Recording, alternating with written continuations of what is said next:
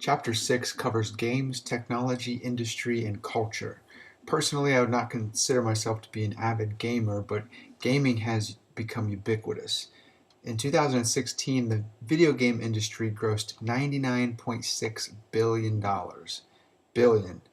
First, let's take a brief look back at the history of gaming. As you watch this short video compilation of the history of video games, try to remember your first interaction with gaming. There are some specific parameters for what constitutes a game. There are many different types of games, including arcade style, console, computer, or PC based, and now mobile games such as apps. By the way, mobile gaming apps make up a third of the industry profits, nearly $37 billion in 2016. So answer this question: what types of games do you play? The image on this slide is the traditional gamer stereotype. But this stereotype of what constitutes a gamer is changing. For instance, gamers are now, on average, 30 years old, almost half of them are female, and the majority of gamers play socially. It seems that as games have progressed technologically, there's been an increase in the number of violent games. This has prompted many people to ask whether or not playing violent video games leads to in-person violence. Take, for example, the 1998 Columbine school shootings. By some, this violence was explained by pointing out that the shooters had strong relationships with games, specifically first-person shooter games, such as Doom and Quake. Usually, when there is an especially violent act, such as the 2011 massacre in Oslo, Norway, in which the shooter killed 76 people, an attempt is made to tie the actual event with the shooter's gaming background. In that case, the shooter admitted to playing Call of Duty Modern Warfare to train for his real-world attacks.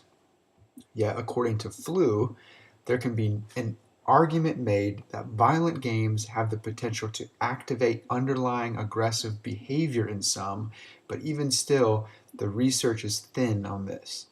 Many of the studies are plagued with faulty research methods, so whether or not you think that playing violent video games leads to in-person violence, there are two things to remember.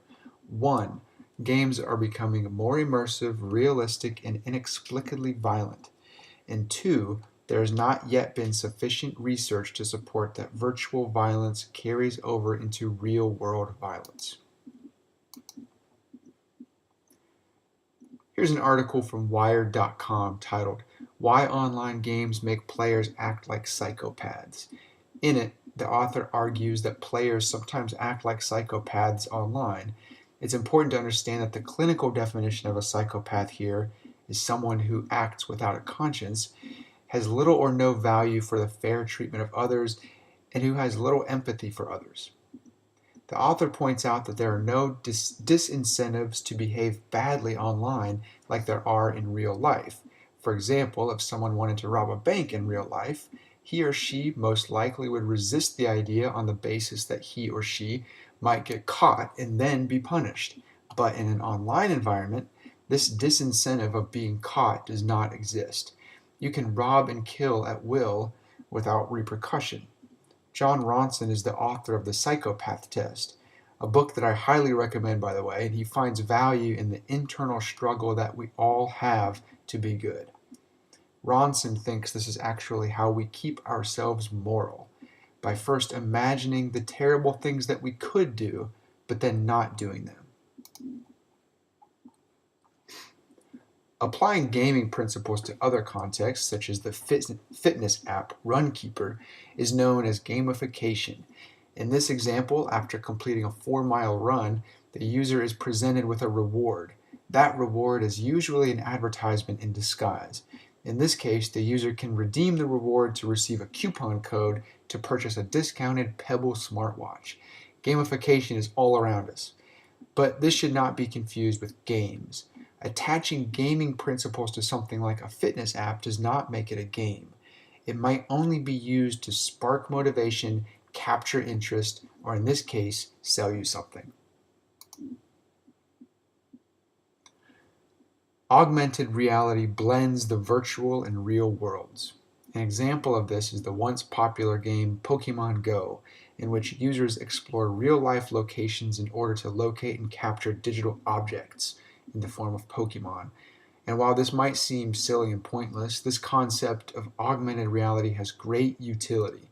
For instance, museums such as the Smithsonian National Museum of Natural History offer augmented reality experiences that enable users to see digital recreations of objects, such as dinosaurs, as well as the ability to virtually interact and learn more about them.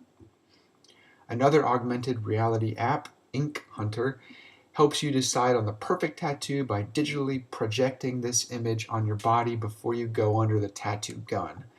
Other AR apps, such as Layer, bring print media to life by coupling text with multimedia. See a pair of shoes in a magazine that you'd like to buy? Hover your phone over the page and click Buy Now.